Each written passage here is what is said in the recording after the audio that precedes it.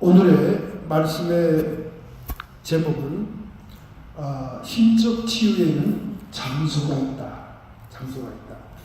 아마 여러분이 신유에 대한 치료에 대한 얘기를 많이 들었겠지만 상당히 생소한 제목일 겁니다.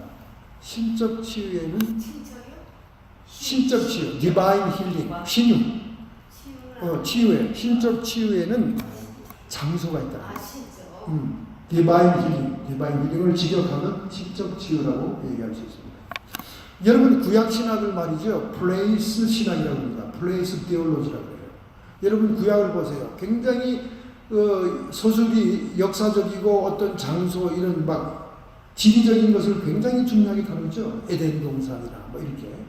근데 하나님께서 모세를 통해서 출애굽을 하고 난 다음에 한 곳으로 계속 그의 백성들을 몰고 갑니다. 그곳이 어딜까요? 그것이 바로 시온산 예루살렘입니다. 그 예루살렘에 결국은 하나님을 경외하고 예배하는 솔로몬의 성전을 짓게 하는 그 골 세팅을 해놓고 있는 걸 볼 수가 있어요. 자꾸 백성들을 그걸로 몰고 가요. 그래서 구약의 신학은 플레이스 디올로지라고 해요. 그렇다면 신약은 또 무슨 디올로지입니까? 피플스 디올로지입니다.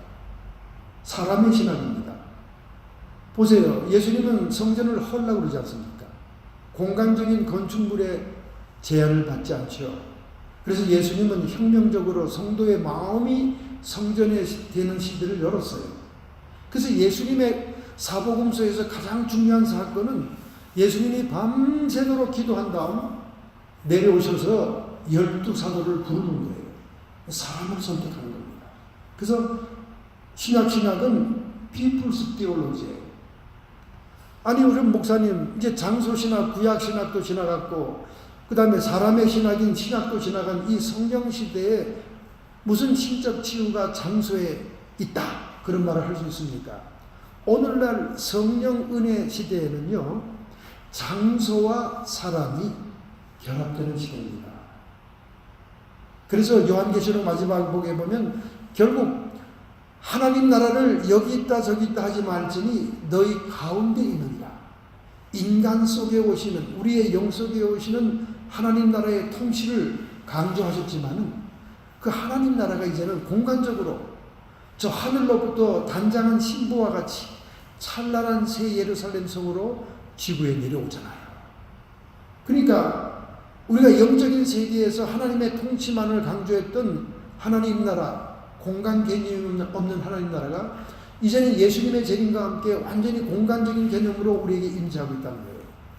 이 말씀은 이제 다가오는 오늘 우리가 누리고 있는 성령시대와 다가오는 우리 주님의 재림의 시대에는 플레이스 플러스 피플의 디올로지다 그 말이에요. 장소도 중요하고 사람도 중요하다 그 말이에요. 할렐루야. 그래서 요즘 뭐 나사에서 먼 천체의 별을 봤는데 찬란한 흰빛으로 보석 같은 도성이 보이는 그 별이 지구를 가까이 오고 있다. 매덕 광년 밖에서 오고 있다. 여러분 유튜브에서 봤죠? 그것이 성경에서 말하는 새 예루살렘이 하늘에서부터 내려오는 그 과정이 아니냐. 지금 아주 쇼킹한 뉴스로 유튜브에 떠 있죠. 한번 보세요. 보세요. 아주 재미있습니다. 나사의 직원들이 막 놀래 자빠져가지고 이게 무슨 유성이냐. 이거 건물 공간 이런 거 다 지어져 있으니까 그 성경에 말하는 그 천국이 아니냐. 이렇게 난리를 피고 있다고 그러죠. 그래서 오늘 주제는 신적인 치유에 장소가 있다는 거예요. 그럼 성경 말씀을 한번 찾아보겠습니다. 성경 말씀은 구약 성경 출애굽기 20장 구약 성경 출애굽기 20장입니다. 20장 5절부터 6절이에요. 출애굽기 20장 5절부터 6절.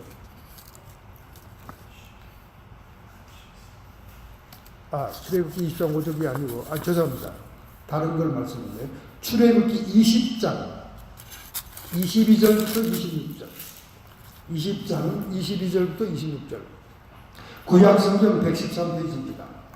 저 고장난 시계를 아예 떼어버렸군요. 지난주에 고장난 시계 때문에 제가 정신없이 기차가 달려가지고 여러분이 아주 힘들었는데 제가 그래서 가져왔어요. 시계를 가져왔어요. 보고합니다. 또 걱정하지 마시고요. 제가 시간을 잘 지켜보겠습니다. 오늘은. 자, 구약 성경 출애굽기 20장 22절부터 26절 113페이지입니다. 제가 한 읽고 여러분이 읽는 교독을 읽어보겠습니다. 여호와께서 모세에게 이르시되 너는 이스라엘 자손에게 이같이 이르라. 내가 하늘에서부터 너희에게 말하는 것을 너희가 친히 보았으니 너희는 나를 비벼서 은으로나 금으로나 너희를 위하여 신상을 만들지 말고 내가 토단을 쌓고 그 위에 너희 양과 소와 너희 번제와 화목제물을 드리라. 내가 무릇 내 이름을 기념하게 하는 곳에서 내게 강림하여 복을 주시리라. 내가 네게 돌로 제단을 쌓거든 다듬은 돌로 쌓지 말라. 내가 처음으로 그것을 쪼면 부정하게 하리니 다 같이 한번 읽겠습니다. 너는 징계로 내 단에 오르지 말라. 내 하체가 그 위에 드러날까 하니라. 여러분 이 말씀, 이 본문의 말씀은요, 조금 전에 시내산에서 내려온 모세를 통해 10계명이 선포된 다음에 주시는 말씀이에요. 그러니까 이제 10계명이 우리 생활 속으로 파고들면서 디테일하게 적용되는 말씀을 다시 하나님께서 하고 있는 거예요. 하나님이 뭐라고 먼저 전제를 걸었습니까? 여호와께서 모세에게 이르시되 너는 이스라엘 자손에게 이같이 이르라. 내가 하늘에서부터 너희에게 말하는 것을 너희가 친히 보았나니. 하나님은 그의 세우신 지도자와 말씀을 나누시는 인격적인 분이시고 살아계신 하나님이라는 거예요. 우상과는 전혀 별개의 존재라는 겁니다. 말 못하는 우상이 아니라는 거예요. 하나님은 인격적인 존재고 살아있는 분이고 그래서 그의 종 모세와 함께 대화하는 것을 너희들이 보지 않았느냐. 그래서 이 말은 다 하나님의 말을 전하는 것이다. 이렇게 얘기하면서 우상 숭배를 위해서 우상을 만들지 마라. 그렇게 말하고 있습니다. 그리고 제단을 드릴 때는 어떻게 할 것인가를 얘기하고 있습니다. 내게 토단을 쌓고 그 위에 너희 양과 소로 너희 번제와 화목제를 드리라. 짐승제사를 명령하고 있어요. 피해 제사를 원하는 거죠. 그 다음에 그 뒤에 나오는 하반절의 말씀이 오늘 신적 치유는 장소가 있다는 이 말에 근거가 됩니다. 내가 무릇 내 이름을 기념하는 곳에서 내게 강림하여 복을 주리라. 할렐루야. 하나님이 강림하는 장소가 따로 있다는 거예요. 여러분 하나님은 존재가 무소부재하시고 우리가 영적인 존재로서 내 영 안에 성령이 계시니까 어디나 존재하는 사실이지만은 하나님이 특별한 축복을 주시고 특별한 힐링을 주시고 특별한 기름 부음을 주시기 위해서는 내가 무릇 내 이름을 기념하게 하는 곳에서 하나님을 찬양하고 조금 전에 우리 김선선과 함께 여호와 이름을 높이 찬양하는 그런 주님의 이름을 기념하고 찬양하는 그런 장소에 내가 강림하여 복을 주리라. 아멘. 할렐루야. 그러니까 장소가 있는 거죠.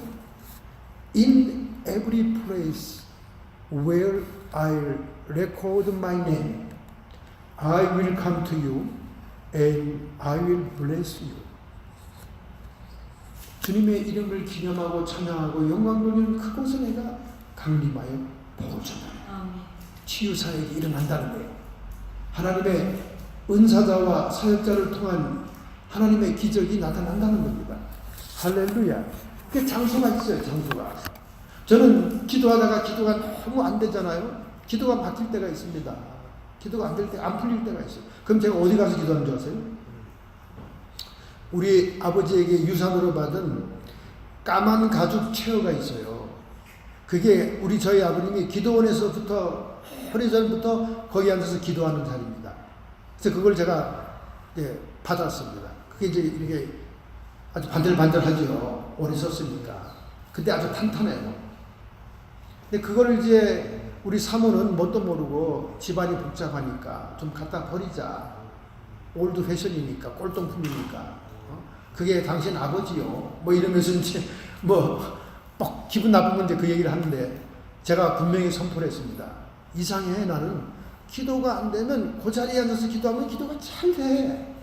그러니 어떡하니? 이상하잖아요. 그죠? 나도 처음엔 이상했어요. 이거 무슨 미신인가 내가? 내가 이거 이단이 되는 과정인가?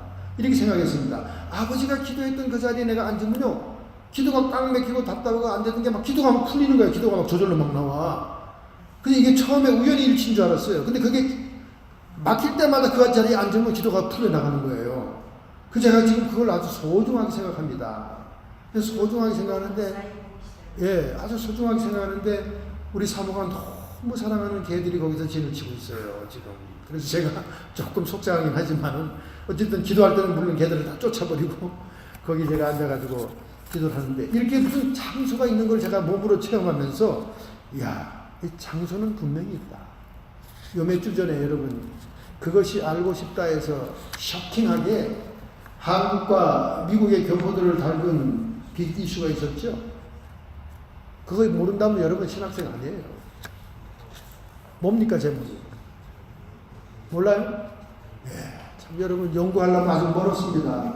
그것이 알고 싶다 중에서도 쓸데없는 거 보지 말고 종교에 관계된 거는 봐야 됩니다. 기적인가 사기인가?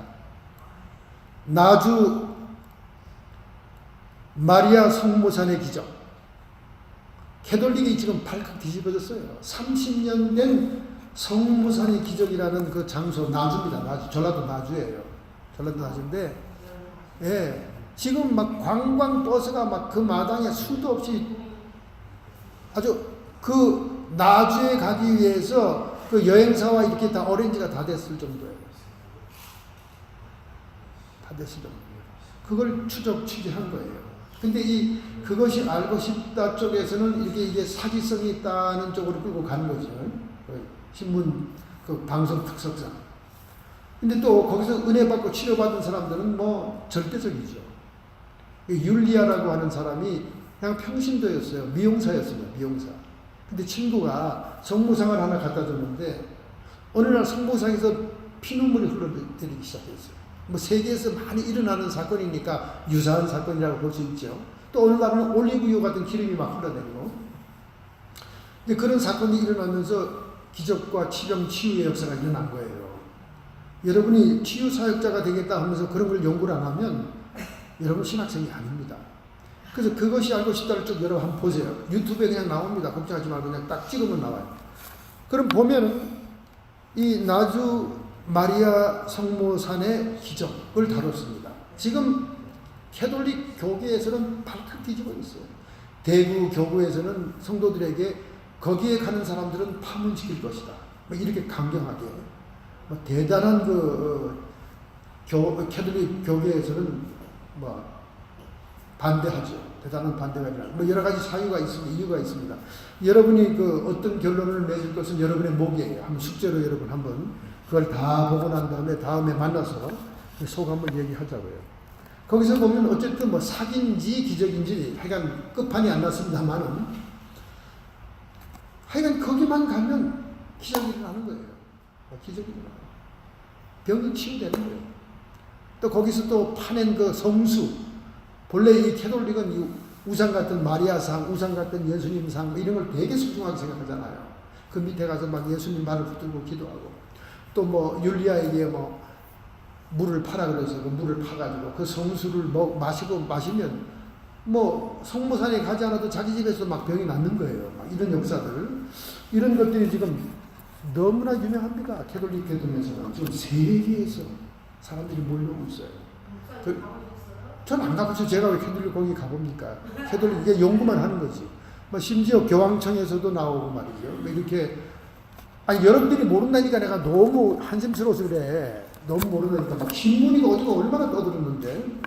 자 어쨌든 거기서 제가 하나 힌트를 얻는 것은 뭔가 치유의 장소가 있다 하는 그 공통 부문을 찾을 수 있다는 거죠. 치유의 장소가 있다는 거예요. 자, 여러분 보세요. 여러분도 여러분이 있는 위치에서 여러분의 인생과 운명이 달라지고 있는 것입니다. 보세요. 바르셀로나라고 하는 스페인의 아름다운 관광 도시는요, 올림픽이 있은 이후에 관광 도시로서 엄청난 돈벌이를 하고 있습니다. 근데 얼마 전에 그 도시의 사람들이 대대적인 시가 행진을 하면서 정부에 관광객 수를 제한해달라고 대모를 했어요. 상식적으로 이해가 안 되잖아요. 관광객이 오면 음식점도 잘 돼, 선물 가게도 잘 돼, 사업이 번창할 텐데 왜 이 사람들이 반대를 할까? 관광객들이 너무나 밀려와가지고 지중해 연안에 아름다운 별장 주택들이 고가로 팔려나가고 일반 서민의 집값도 엄청나게 폭등하고, 그러니까 일상생활을 하는 사람들이 생활이 불편해진 거야. 관광객 때문에. 뭐 관광객들 붙어 먹고 사는 비즈니스 하는 사람들은 돈을 벌겠지. 그런데 일반 서민들은 살면서 너무 힘든 거예요. 물가가 올라가니까. 집값이 올라가니까. 그런 똑같은 현상이 샌프란시스코 마켓 스트리트에서도 데모가 있었잖아요. 구글이 들어온 거 우리 반대한다. IT 기술자가 우리 동네 사는 걸 반대한다. 왜? 너무나 교통이 복잡해요. 교통만 복잡합니까? 집값이 폭등해. 지금 IT 기술자 때문에 우리 동네가요, 얼마나 집을 많이 짓는지 몰라요. 어마어마한 알몬드 밭이 다 깎아나가면서 수백 채가 막 들어오고 있어요. 집들이. 여러분이 새집 구경하고 싶으면 저희 동네로 오십시오. 제가 브로커는 아니지만 안내를 하겠습니다. 이 베이 지역보다는 3분의 1의 가격이니까 전부 다 사람들이 눈이 확 뒤집어지죠. 뭐 산호제 여기 중앙까지 통근 열차도 있으니까 우리 동네에서 에이스라는 열차도 있으니까, 아니 사람들이 막 이 베이 지역에 막 일반 서민들, IT와 관계없는 서민들은 너무나 생활하기가 극동스러운 거야. 텍사스로 많이 가잖아요. 애리조나로 많이 가지 않습니까? 많이들 떠나지요. 살 수가 없으니까. 그런데 이 동네는 IT 기술자들에게는 자기의 꿈과 포부를 이룰 수 있는 동네다 그 말이야. 위치가 사람에 따라 다 행불행을 갈라놓는 거예요. 여러분이 어디에 위치하고 있는 따라서. 아메리칸 드림을 이루고 싶은 사람들, 일반 서민들은 여기서 어렵죠. 자동차 하나 사고 집 하나 사가지고 행복한 삶을 살려고 하는 사람들은 자기가 IT와 관계없다면 이 동네에 살 필요가 없는 거죠. 없는 겁니다. 그렇잖아요. 너무나 살기가 힘들죠. 그런 IT 기술자들은 여기서 조그만 사무실 하나 들고 있다가 아이디어 하나로 벤처 펀드 투자를 받으면 갑자기 잭팟이 터지죠. 그래가지고 미국에서 제일 백만장자, 억만장자가 많은 동네가 실리콘밸리가 됐습니다. 그래서 빌리그람 목사님이 여기 전도 집회 왔을 때 이 산호세는 교만의 영이 지배하는 동네다 하고 선포했어요. 교만의 영. 공부 많이 했죠. 그래서 엔지니어죠. 돈 많이 벌죠. 엔지니어죠. 또 특출한 아이디어 머리로 회사 하나 차려가지고 대기업에 팔아먹으면 엄청난 돈이 남죠. 저희 옛날 산호세에서 목회할 때 교인 중에 이 수염을 안 깎는 교인이 있었어요. 보통 때는 아주 깔끔한 사람인데 수염을 안 깎아. 그래서 제가 신방 가서, 아니 집사님 왜 이렇게 수염을 안 깎고 그러십니까? 뭐 인생 무상을 느꼈습니까? 아니면 도를 닦습니까? 왜 그렇습니까? 아 목사님, 제가 지금 무슨 칩을 하나 연구하고 있는데요. 요거 딱 터질 때까지는 제가 수염을 안 깎기로 결심했습니다. 그러시더라고요. 근데 그 사람이 좀 과연 성공했는지 모르겠어요. 쿠퍼티누 사람인데. 그리고 절대 자기는 쿠퍼티누를 떠나지 않겠다고 하더라고요. 왜? 여기에 분위기, 여기에 공기를 마셔야 IT 기술자로, 엔지니어로 성공할 수 있다는 거지. 그러니까 여러분이 어떤 위치에 있는가 따라서 상당히 우리가 인생도 달라지는 것처럼 영적인 것도 있다는 거예요. 여러분, 콘스탄틴 대제가 어떻게 기독교를 국교화했습니까? 그의 어머니의 신앙의 감동과 영향입니다.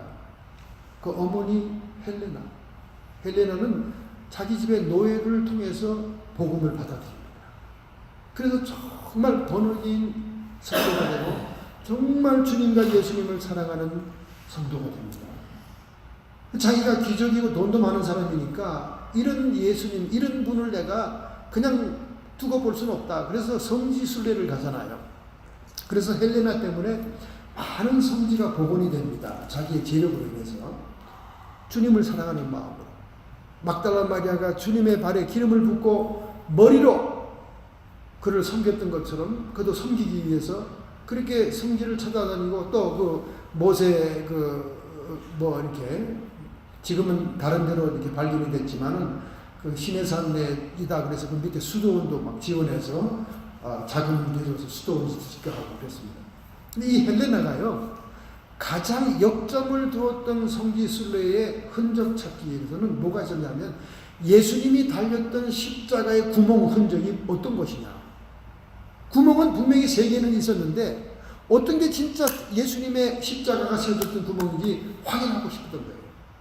그런 걸 잘 보존하기 위해서 골고다를 발견했는데, 그래서 그가 실제적으로 중풍 걸린 사람들을 데려다가 왼쪽에 있는 구멍에 한번 또 이렇게 앉아있게 하고 기도하고 있어요. 아무 변화가 없어서.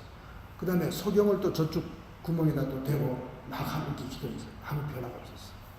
그래서 마지막 남은 구멍 앞에다가 3 환자, 중풍병자, 안전뱅이, 소경을 다 갖다 놓고 하나님 기도했더니 다 치료가 됐어요. 할렐루야. 그 자리가 바로 예수님의 십자가가 꽂혔던 흔적의 자리라고 합니다. 그것이 기적으로 증명이 된 거예요. 우리 하나님께서는 그의 이름을 위하여 주님의 사역의 결실을 위해서 그 헬레나에게 그런 기적을 수천 년이 지난 후에도 보여준 거예요. 그러니까 이분이 더 그냥 힘을 얻어가지고 성지를 개발하고 성지를 보존하는 일에 자기의 권력과 재능을 사용했던 겁니다. 결국 로마가 기독교 국가가 되는 그런데 아주 헬레나가 공헌을 하게 된 겁니다. 이렇게 하나님께서 신적인 치유를 하는 장소가 있는 거예요. 장소가 있습니다. 그럼 어떤 장소냐? 우리가 오늘 본문에서 읽지 않았습니까? 어떤 장소냐? 본문에서 읽었잖아요. 네, 그렇지요. 내가 물은 내 이름을 기념하게 하는 곳에서 내게 강림하여 복을 주리라. 할렐루야, 할렐루야, 할렐루야. 얼마나 감사합니다.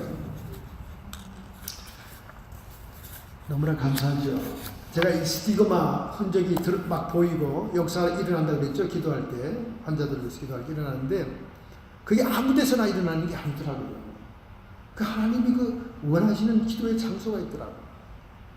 제가 기도하는 골방이 따로 이렇게 딱 준비되어 있거든요. 왜냐면 이렇게 큰 사우나가 하나 있었어요. 그걸 누가 선물했는데 처음엔 그게 작동이 돼가지고 들어가면 아주 냄새도 좋고 말이죠. 좋았어요. 근데 어느 날 그게 전기선이 접촉이 끊어졌는지 먹통이 돼버렸어요. 그래서 그걸 버리자고 자꾸 사모는 얘기하더라고요. 아이고 버려요. 짐 되니까. 근데 참 좋아요. 너무 냄새도 좋고 좋아요. 근데 그걸 이제 기도실로 제가 쓰기로 한 거죠. 왜냐하면 큰 집에 있을 때는 아무 데서나 방 하나에 들어가서 소리를 질러도 아무 상관없잖아요. 외부에. 근데 지금은 조그만 콘도에 사니까 소리를 지르다면 2층에다 들리고 옆집에다 들리고 폴리스가 올 수가 있으니까 그 사우나 통에 탁 들어가면 저 혼자 딱 들어가는 통이에요. 들어가서 기도하기 시작하고 거기서 항상 주님과 기도하고 정지하니까 거기에 가면 그렇게 역사와 환상이 열리고 얼마나 정말 주님과 교제가 잘 되는 거예요. 할렐루야. 그래서 여러분과 제가 찬송이 쌓인 곳, 기도가 쌓인 곳, 하나님의 이름을 영화롭게 하는 장소, 그곳에 내가 강림하여 내게 복을 주리라. 할렐루야. 그렇기 때문에 신유의 역사가 일어나는 장소가 있다 하는 사실을 여러분이 미신적인 것으로 생각하지 말고 기억을 해야 됩니다. 마치 예루살렘 성전에 그의 이름을 두어 하나님이 영광을 받으신 것처럼 장차 하나님의 보좌가 임할 새 예루살렘 성에 주님의 보좌가 배설되어서 만국의 백성들이 그를 찬양하기 위해서 천국의 문을 드나드는 것처럼 이렇게 그 장소가 있다. 할렐루야. 그래서 나아만 장군도 자기 수리아 땅을 떠나가지고 이스라엘로 가잖아요. 이제 이스라엘로 가는데 계집종은 분명히 사마리아 성에 있는 엘리사 선지자라고 얘기했건만 나아만이 이스라엘에 가면 자기 병이 낫겠다는 얘기를 아람 왕, 수리아 왕에게 하니까 왕은 왕으로서의 자기의 신분 지위에 맞게 이스라엘 왕에게 내가 추천서를 써줄게. 그래서 글을 씁니다. 그게 열왕기하 5장 5절부터 7절이에요. 아람 왕이 가로되 갈지어다. 그래, 네가 그 불치의 문둥병을 치료받기 위해서 간다면 가라. 너는 아까운 장군이다. 내 참모다. 귀한 영웅이다. 가라. 그런데 가는데 문제가 생겼어요. 내가 추천서 글을 보내리라 그러면서 나아만이 곧 떠날새 나아만이 은 10달란트와 금 6,000개와 의복 10개를 가지고 가서 이스라엘 왕에게 그 친서를 전했어요. 친서. 트럼프는 지금 김정일의 친서가 오고 있다고 연설했는데 공중에 떠서 오는지 몰라도 하여간 비행 접시에 담아서 오는지 모르지만 하여간 온다고 그랬습니다. 온다고 그랬는데 여기는 이스라엘 왕에게 친서가 갔어요. 이스라엘 왕이 그 친서를 보더니 옷을 막 찢는 거예요. 아니 내가 어찌 하나님이건데 능히 사람을 죽이며 살릴 수 있겠느냐. 내가 어떻게 문둥병을 낫게 한단 말이냐. 막 소리를 지르면서 옷을 찢은 거예요. 저 왕이 틀림없이 나랑 시비 붙어가지고 전쟁의 명분을 만들려고 하는 것이로다. 이러면서 막 흥분하는 거예요. 근데 그 소식이 사마리아에 있는 엘리사에게 전달됩니다. 그 엘리사가 얼른 등장하죠. 얼른 등장해요. 왕이시여 나에게 보내소서. 나에게 보내소서. 내가 치료하리이다. 나에게 보내소서. 여러분 치유에 대해 기름 부음 받은 사역자들, 하나님께 선택받은 사역자들은 이런 믿음의 확신감이 있어야 됩니다. 그렇기 때문에 기적이 나타나는 거죠. 왕이 막 흥분해서 옷을 찢고 막 어찌 나한테 이런 일을 할 수 있냐고 막 소리를 치니까 엘리사가 나한테 보내는 왕이시여 나한테 보내서. 그러니까 수리아 왕이나 나아만 장군이 비록 계집종에게 정확한 장소의 정보를 받았지만은 자기들의 지위가 있잖아요. 자기들의 체면과 수준이 있잖아요. 신분이 있잖아요. 그러니까 급수 많은 왕에게 갔던 거예요. 여러분 우리가 장소와 위치를 찾아가도 자기의 신분과 자기의 위치와 이런 교만한 마음을 가지고 간다면 잘못된 장소에 찾아가는 겁니다. 기름 부음이 있는 장소는요, 섬김과 자기 부인과 희생이 있는 곳에 임하는 거예요. 할렐루야. 그냥 막 찬송을 막 2시간 부르면서 춤추고 흔들면서 신령한 것처럼 막 이런다고 기름 부음이 그냥 임하는 게 아니에요. 그렇게 찬송하는 사람들은 이미 생활 속에서 예수님의 형상을 본받아 예수님처럼 섬기는 삶을 살고 있고, 그리고 자기를 자아를 부인하고 있고, 그리고 누구를 위해서 주님을 위해서 희생하는, 하나님 나라에서 희생하는 그런 삶을 살고 있는 사람들에게 기름 부음이 임한다는 거예요. 할렐루야. 왜? 기름이라는 그 자체가 참깨나 들깨나 올리브를 짓이겨가지고 막 짓이겨서 액기스가 나오는 게 기름이잖아요. 소리도 없고 향긋한 냄새만 나고, 기름이 부어질 때는 어떤 비중과 무게감만 느껴지잖아요. 주님의 임재가 그렇게 온다는 겁니다. 예수님처럼 찢어지고 자기가 부정되고 내가 대접을 받기 위해서 온 것이 아니라 너희를 섬기러 왔노라. 섬김의 삶이 있고 결국은 끝내 십자가에서 우리의 죄악을 대속하기 위해 희생하시기까지 자기를 피 흘리신 그분에게 성령이 오신 거 아닙니까? 그를 통해 성령이 오신 거 아니에요? 그러니까 기름 부음이라는 것은 성령이 임재한다는 걸 얘기하는 건데, 성령의 임재의 어떤 피지컬한 걸 설명하는 것인데, 어노인팅이라는 거는 그것이 그냥 무조건 막 흥분하고 감정이 하늘에 치솟는다고 되는 게 아니라 여러분 삶이 주님과 같은 자기 부정과 섬김과 희생, 하나님 나라를 위해서는 아깝지 않고 희생하는 그런 마음이 충만해야 됩니다. 얼마나 오늘날 교인들이 주판화를 잘 튕기고 컴퓨터를 잘 칩니까? 이거 나한테 이익이 될까? 이거 나한테 희생이 될까? 내 보험에 들 사람이 몇 명이나 될까? 목사님이 내 비즈니스에 도움이 되나? 제가 항상 강조합니다. 우리 교회 교인들이 왔다가 흘러갑니다. 막 괜찮아요. 한때는 저도 목회가 굉장히 좋았습니다. 나이가 들어서 왔다 흘러가는 사람들이 다 복을 받고 갑니다. 이상하죠? 가는 것들이 복이나 안 받고 가면 그냥 속이나 안 상할 텐데. 우리 교회 와서 2, 3년만 봉사하면 다 복 받고 가요. 복 받고 이제 벤츠 샀다고, 목사님 벤츠 샀어요. 기도해 주세요. 기도하고 나면 그 다음 주부터는 저 비전교회 가 있고, 임마누엘 교회 가 있고, 주차장이 좀 자기 수준에 맞는 교회를 가요. 왜냐면 우리 교회 세워놔봤자 아무도 알아주는 사람이 없잖아요. 벤츠 300 이상 사면 그래도 어깨에 힘이 들어가잖아요. 200짜리는 그냥 택시 수준이고, 그죠? 300 이상 사면 누가 봐줘야지. 복 받더라고요. 제가 항상 그래요. 여러분이 대가리 수를 세가면서 보험 들어갈 사람이 몇 명인가 그렇게 세우면 너는 복 받기는 틀린 인간이다. 하나님 나라와 하나님의 몸된 교회를 위해서 자기를 희생하는 신앙생활을 할 때 하나님은 조건과 환경과 사람의 숫자에 상관없이 메추라기가 동편 바람에 불려와 천막에 떨어지는 것처럼 너의 사업이 일어나는 것이지, 네가 보따리를 탁 싸고 눈을 번덕거리면서 어디가 인간들이 많은가 이렇게 해봤자 안 된다. 내가 이렇게 맨날 선포해요. 그래도 그게 무슨 뜻인지 몰라 아직도. 근데 그게 무슨 뜻인지 아는 사람은 좁게 앉아있다가 좁게 복을 받고 하더라고요. 이상하죠. 제가 이거 자신만만하게 얘기할 수 있는 얘기입니다. 여러분들도 아예 인간적인 카운트를 하지 말라니까. 내가 정말로 주님만을 위해서 손해를 보더라도 희생했다면 거기에는 기름 부음이 있습니다. 재정 축복의 기름 부음이 있어요.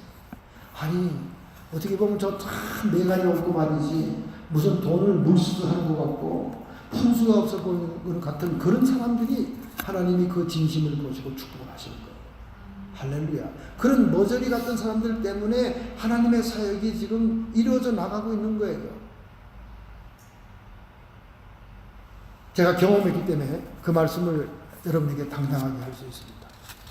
자, 그럼 우리가 치유의 장소를 찾아갈 때 어떤 일이 일어나는가? 첫째, 치유의 사역자를 배치해 놓았다.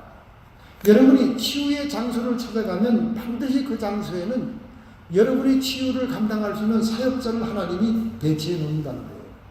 도단성 사마리아에 엘리사를 배치해 놓았듯이 나아만이 올바른 장소를 찾아가기만 한다면 그곳에는 하나님의 사역자가 기다리고 있답니다. 할렐루야. 모든 성도들은 병을 나을 수 있습니다. 그러나 치유의 사역은 특별한 은사와 부름을 받은 자를 통해서 일어난다는 거예요. 믿음의 분량이 다릅니다. 믿음의 분량이 달라요. 그래서 그 기름 부음을 받는 자들은 하나님 나라와 주님을 위해서 섬김이 있고 자기 부인이 있고 희생을 다 감수한 사람들을 통해 주님의 그 사역의 기름 부음이 온다는 거예요. 할렐루야. 그러니까 공평한 거지. 그렇지 않고 막 밑도 끝도 없이 긴등긴등 암호를 통해서 막 역사가 일어난다면 뭐 그게 공정한 거야. 그죠? 하나님 나라에 공의가 없는 거지. 그렇잖아요.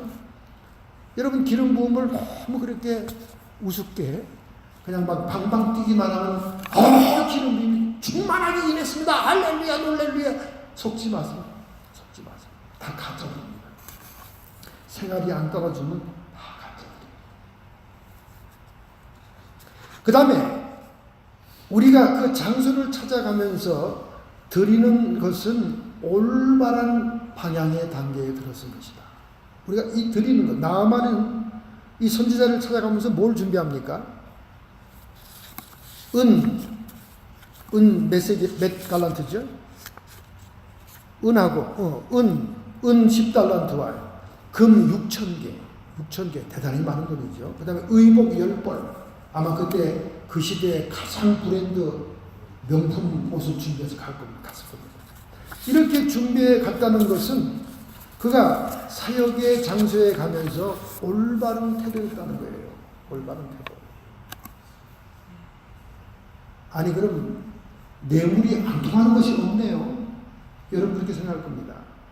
여러분 하나님은 결코 여러분이 무엇을 드렸다고 해서 플러스 되는 사람이 아니에요. 하나님은 시편에 뭐라고 그랬습니까?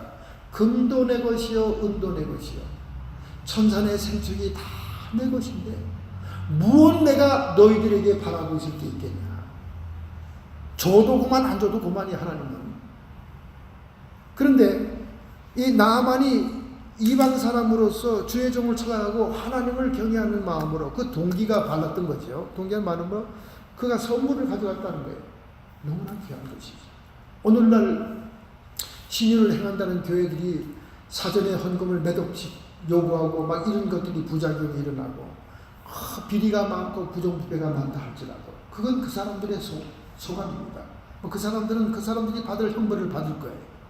저는 순수한 동기로 헌금을 낸다면 그 헌금은 하나님께 바쳐지면 끝입니다. 저는 많은 사람들에게 그걸 설명합니다. 헌금을 내놓고는 그 뒤에 어떻게 되는지 너무나 궁금해하고 너무나 그걸 파헤치려고 그래요, 사람들이. 그건 여러분 소관이 아니에요. 그 헌금을 잘못 활용하고 잘못한 사람이 중벌을 받습니다. 저주가 떠나지 않습니다. 받아요. 그건 그거고 여러분은 하나님께 드리는 것까지 여러분의 순수한 자발적인 마음과 기쁨의 마음으로 했다면 그것은 올바른 방향의 단계를 찾아가는 겁니다. 에베소 지역에 사도 바울이 감옥에 가기 전에 밀레도에서 에베소까지는 들어가기가 시간이 없어서 밀레도라는 섬에서 에베소에 목회하는 장로들, 그 당시에 장로들은 목회자, 목사를 얘기하는 거예요. 아마 정식으로 신학을 공부하지 않았기 때문에 장로라고, 일반 회중에서 뽑았기 때문에 장로라고 불렀을 거예요. 말씀을 가르치는 장로죠.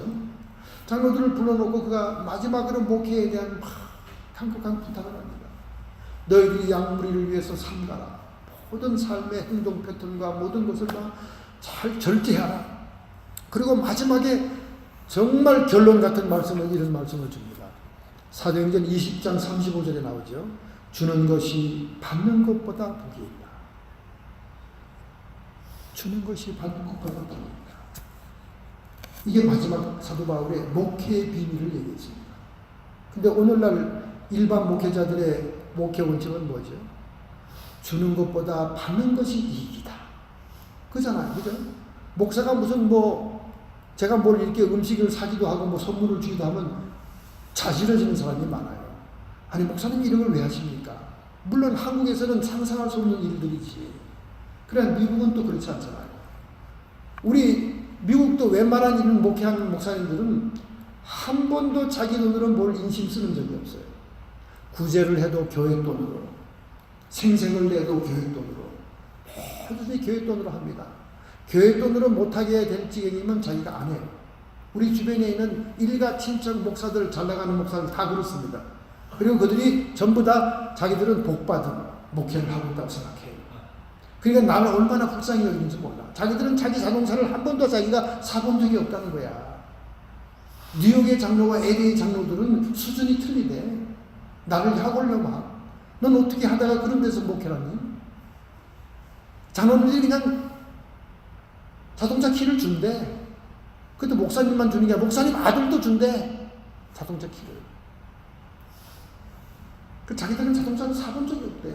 근데 너 어떻게 맨날 그렇게 네 돈으로 발발 그러면서 폐만하면 사니?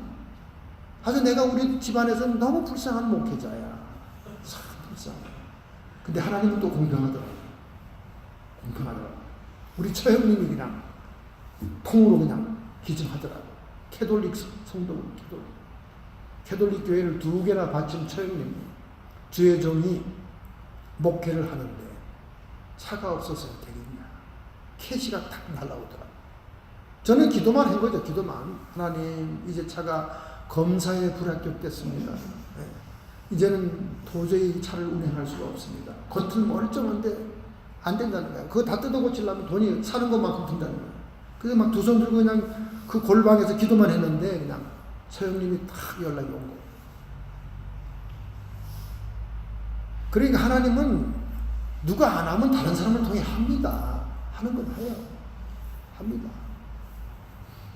누구를 통해 하느냐? 주는 것이 받는 것보다 더 복되다고 생각하는 사람. 저희 아버지의 가훈이 그거였어요. 저는 어릴 때부터 귀에 딱지가 다니 들었습니다. 가훈. 그래서 저희 아버님은 한국 목회자지만은 많은 교인들에게 구루마도 사주고 개인 돈으로, 교회 돈 쓰지 않아요. 개인 돈으로 호떡 장사하라고 구루마도 사주고 밑자분도 대주고 이 그냥 밑으로 들어가는 놈이 많아요. 내가 어른이 돼가지고 목회하면서 나중에 알았어요. 그 사람들이 말을 하니까 알지. 한국에 나가서 만나는 아이고 목사님, 아버님 목사님이 내가 그때 구루마를 앉아서 좀 너는 거지가 됐을 거예요. 이런 얘기를 많이 합니다. 수없이. 그래서 사랑의 사도라고 소문이 났어요. 사랑의 사도. 왜? 가훈이 그거야. 주는 것이 받는 것보다 복이다. 할렐루야. 요 며칠 전에도 제가 기도응답을 우리 사모에게 받아줬습니다. 누가복음 6장 36절부터 38절 하나님이 이 말씀을 당신에게 주네 그랬어요. 뭔 말씀인데 보자. 그래서 거기에 제일 중요한 말씀이 누가복음 6장 38절 주라 그리하면 너희에게 줄 것이 곧 후회되어 누르고 흔들어 넘치도록 하여 너희에게 안겨지리라. 내가 헤아리는 그 헤아림으로 너도 헤아림을 받을 것이라. 이 하나님이 왜 이 말씀을 기도하다 나한테 줬을까요? 사모한테. 사모가 나를 바지를 좀 긁었거든. 왜 그렇게 돈이 많이 나가? 왜 이렇게 돈이 많이. 여러분 제가 재정 발표를 하면 여러분이 미안해서 학교를 못 올까봐 재정 발표를 안 해요. 우리 사모가 그래. 목사님 하지 마세요. 학생들 시험 듭니다. 이제 LA까지 오픈했으니까 개인 돈 생돈이 얼마나 나갈지 상상할 수가 없습니다. 여러분 생각해 보세요. 이번에 LA에 광고 나가는 비용이 2,000불 나갔어요. 그냥 단칼에 긁어서 보냈습니다. 카드비만 된 거죠. 그뿐입니까? 미리 교과서 다 샀잖아요. 다 여러분 교과서. 여러분 돈 안 내면 그게 다 내 빚 되는 거예요. 그것도 몇천 불이야. 그것도. 두 과목. 저는 어지간하면 학생들에게 책을 사지 못하게 합니다. 왜? 내가 책 사본 뼈아픈 그 재정적인 어려움을 겪었기 때문에. 그래서 내가 교수들한테 부탁합니다. 그냥 교재를 네가 만들어. 책 사지 마. 이번에도 그렇게 얘기했는데도 굳이 또 그분들은 사야 된다네. 그래가지고 또 그걸 주문해서 이 박스가 2만 개 지금 집에 대기하고 있어요. 여러분이 책값을 떼먹으면 저는 빚쟁이 됩니다. 응? 그러니까 알아서 기시오. 지난번에 책 빌려준 거 책이 안 들어왔어. 그래서 더 이상 내 책은 안 빌려줄 거예요. 저는 약속을 안 지키는 사람들에게는 절대 두 번 약속 안 합니다. 책을 빌려줬으면 2, 3주 있다가 봤으면 돌려주기로 약속을 하고 빌려줬는데 지금까지도 하망차사야. 제가 해결해서 넣어다 주십시오. 야, 그래서 내가 우리 집에 가면요 책이 얼마나 많은지 앉을 자리가 없어요. 손님이 뭐다요 우리 집은 책이 많아서 부엌까지 다 책이에요.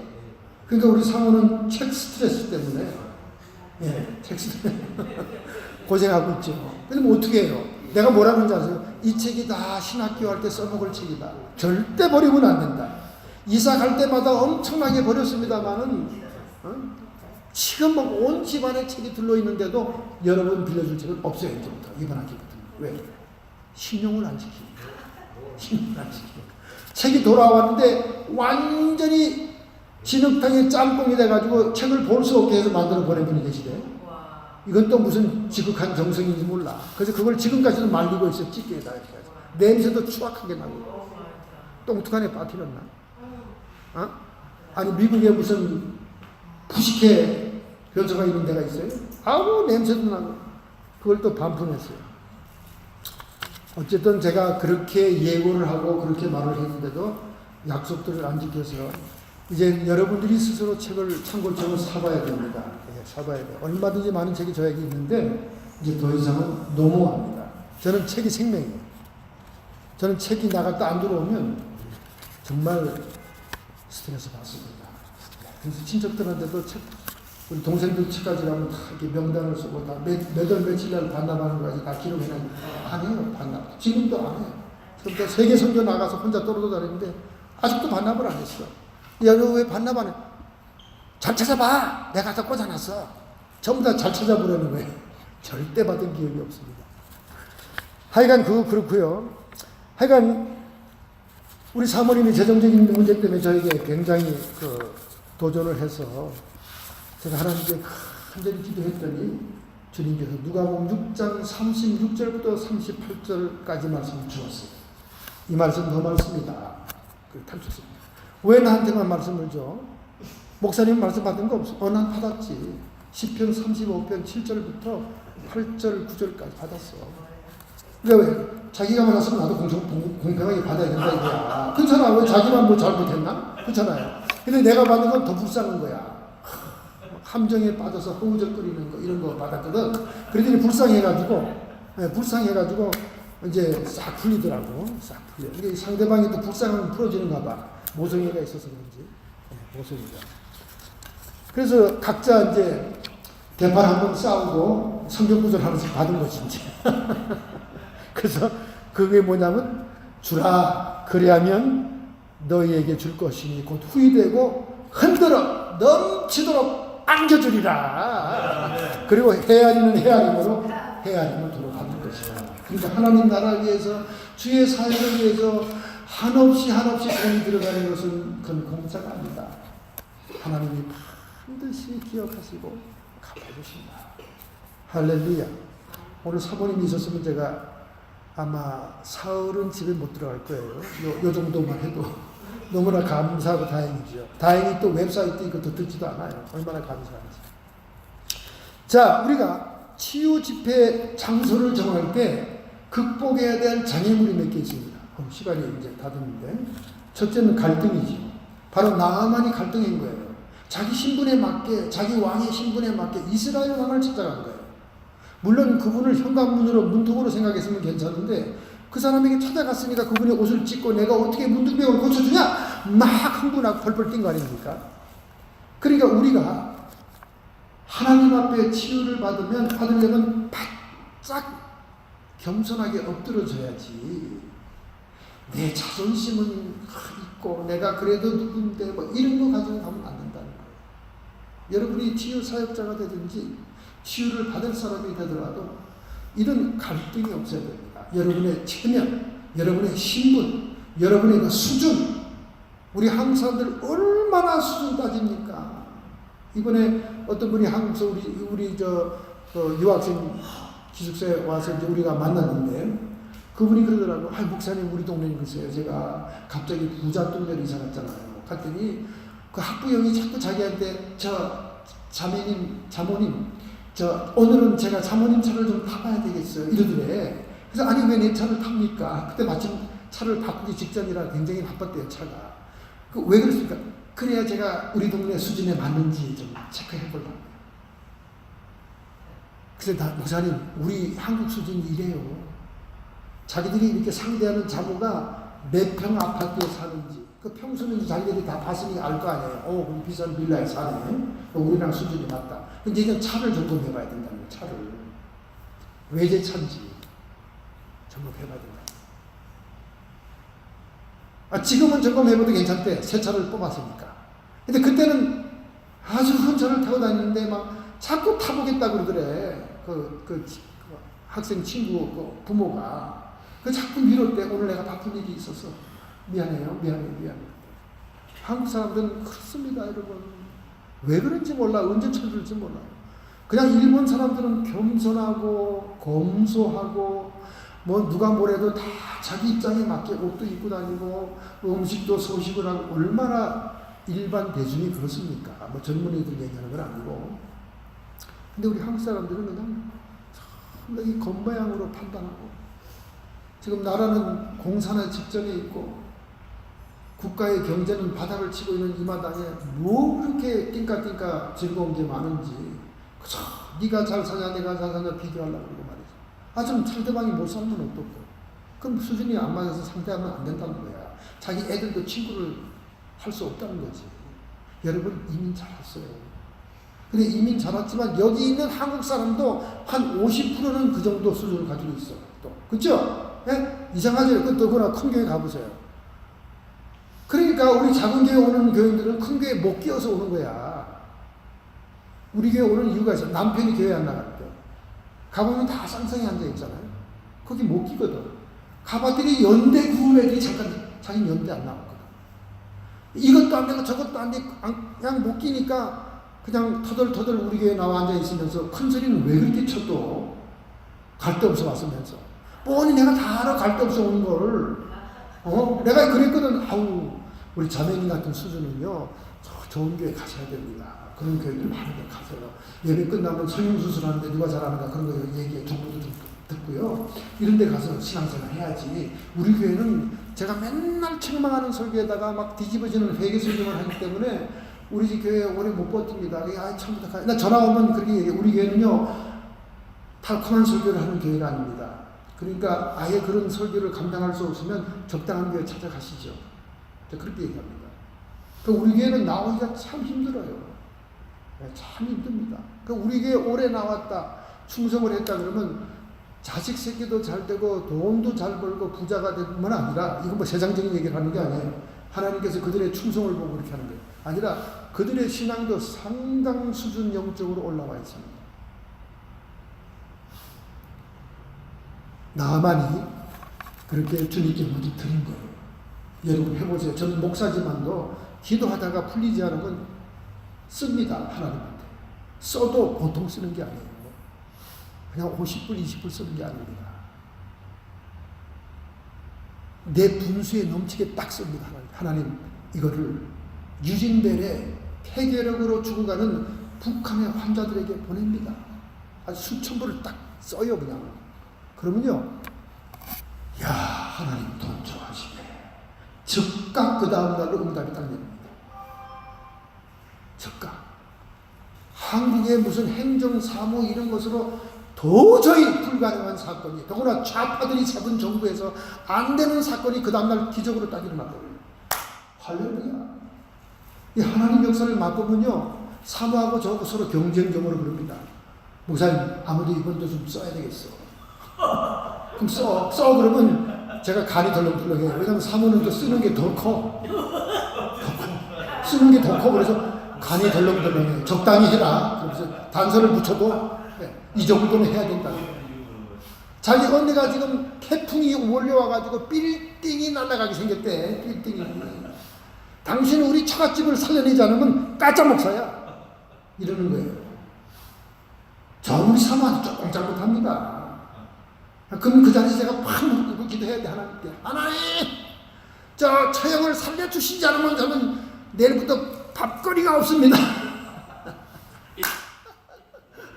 그러잖아. 그럼 또 그 사모는 내가 그 기도 제목을 놓고 내가 보냈어. 성경이 보냈어요. 그렇게 얘기합니다. 보내도 그냥 보통 1, 200불 보내는 게 아니라니까, 여러분. 그냥 몇천 단위를 보낸 거야. 자기 비상금 풀어서. 그럼 또 그 기도 문제가 해결됐어. 이번에 쌍둥이 태풍이 나타나가지고 갑자기 막 태풍의 진로가 거실 해가지고 그 평택 지역이 지나가야 되는데 그냥 싹 지나가 버렸잖아. 얼마나 할렐루야니까. 참, 저희 부부는 이게 체험을 하니까 이런 얘기를 하면 저 목사가 돈에 미쳤구나.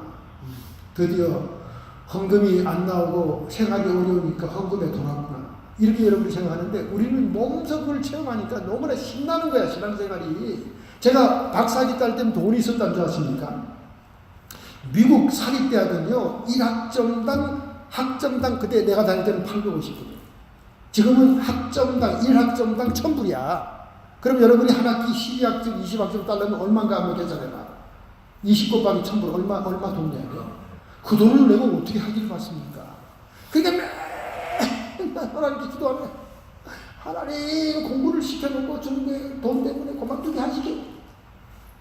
나는 다른 사람들 간증해서만 그런 일이 일어난 줄 알았어요. 내 우주땡을 또 여는데 무명의 성도가 내가 못 낸 등록금 2,500불을 보냈더라고요. 묻지도 마시고 따지지도 마시고 알려고도 하지 마시고 그냥 목사님 필요할 때 쓰세요. 아니 내가 뭐 성도가 많습니까? 무슨 후원자가 많습니까? 생판 모르는 사람이 그걸 보내가지고 그냥 뛰어가서 등록금을 채워놓고 말이죠. 그런 기적들이 일어났었어요.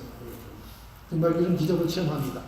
여러분이 진실되게 하나님께 기도하고 정말 하나님을 위해서 이렇게 쓰시면요, 하나님은 30배, 60배, 100배 그 이상으로 여러분께 갚아줘요. 이게 나만이 체험한 거죠. 물론 엘리사가 그걸 받지 않았어요. 엘리사도 참 선지자입니다. 참 받지 않았습니다. 게하시가 받았다가 지가 문둥병을 했죠. 그죠? 지가 문둥병을 했죠. 이렇게 여러분, 우리가 치유의 장소를 정하여 찾아갈 때 여러 가지 그 뛰어넘어야 될 장애물이 그런 것들입니다. 그 다음에 마지막은 선입견이죠. 선입견. 무지로 인한 선입견으로 우리가 치유를 체험하지 못할 수 있습니다. 선입견은 뭐냐? 잘못된 정보 때문에 그래요. 잘못된 지식. 잘못된 지식 때문에 우리가 치유의 역사를 체험하지 못하죠. 예수님이 나사렛 자기 고향 회당에 들어가서 복음의 말씀을, 천국 복음의 말씀을 증거하고 역사를 하려고 하는데 그 사람들 속에서 동요가 일어난 거예요. 아니 제가 요셉의 아들 목수 예수가 아니냐. 지금 우리 옆에 지금 제 남동생 4명과 누이동생 2명이 같이 있는데 제가 무슨 메시아고 뭘 한다는 거야? 막 웅성거리고 믿질 않는 거예요. 그래서 그 끝에 뭐라고 써 있습니까? 저들이 믿지 아니하므로 그곳에서는 권능을 행하지 못합니다. 여러분, 우리가 믿지 못하는 선입견, 잘못된 정보를 알고 있으면 하나님의 기적의 역사를 체험하지 못합니다. 하나님은 반드시 믿는 자를 통해서 역사합니다. 사역자도 믿는 자여야 되고 받는 자도 믿는 자여야 되고 그래서 데살로니가전서 2장 13절에 말씀합니다. 이러므로 우리가 하나님께 쉬지 않고 감사하며 너희가 우리에게 들은 바 하나님의 말씀을 받을 때에 사람의 말로 아니하고 하나님의 말씀으로 받으니 진실로 그러하다. 이 말씀이 또한 너희 믿는 자들 속에서 역사하느니라. 할렐루야. 하나님의 말씀은 다 똑같이 기록된 말씀입니다. 스님이 봐도 성경 말씀이요. 다른 종교 이단자들이 봐도 말씀이요. 다 똑같은 말씀입니다. 그러나 그 말씀이 살아있고 나를 살릴 말씀이라는 그 믿음을 가진 자에게는 우리 안에 들어가서 역사한다는 거예요. 할렐루야. 이런 모든 장애를 극복하고 하나님의 치유 역사를 체험하시기를 예수님의 이름으로 축원합니다. 결단하고 결심하는 마음으로 여러분의 가슴에 손을 얹기 바랍니다. 여러분이 앞으로 치유 사역자가 되기를 결심하셨다면 하나님의 법칙을 이해해야 됩니다. 오늘 5번째 법칙을 여러분에게 강론했습니다. 하나님, 실적인 치유에는 하나님이 임재하는 장소가 있다고 말씀했습니다. 내 개인적인 영혼에도 하나님의 이름을 영화롭게 하고 주님을 찬양할 뿐만 아니라 우리가 한 장소에 모였을 때도 여호와의 이름에 영광을 돌리며 주님의 이름을 기념할 때 내가 너희에게 임하여 복을 주리라 하시니 약속을 반드시 이루실 줄로 믿습니다. 저희들이 치유 집회로 모일 때마다 이러한 놀라운 기적을 체험하게 주시옵소서. 결단하고 결심하는 이 성도들을 주님 치유의 사역자들로 기름 부어 주시옵소서. 성도의 육체와 정신의 역사는 모든 질병들은 이 시간 예수님께서 빌라도의 뜰락에서 우리의 질고를 담당했습니다. 깨끗하게 치료함 받고 떠나갈지어다. 악한 마귀 사탄 귀신의 세력들은 끊임없이 세상의 정보와 인간의 지식을 통하여 우리를 미혹하기 위해 부정적인 마음으로 흔들어대지만 우리에게는 예수의 보혈의 권능이 있어 승리를 선포하게 해주시옵소서. 권세를 선포하게 해주시옵소서. 악한 마귀 사탄 귀신의 세력들은 예수님의 이름 권세로 나의 직장과 나의 교회와 나의 자녀들과 나의 모든 사역의 주변에서 쫓김받고 떠나갈지어다. 예수님의 이름으로 축복하며 기도하옵나이다. 아멘. 할렐루야. 감사 영광 드립니다.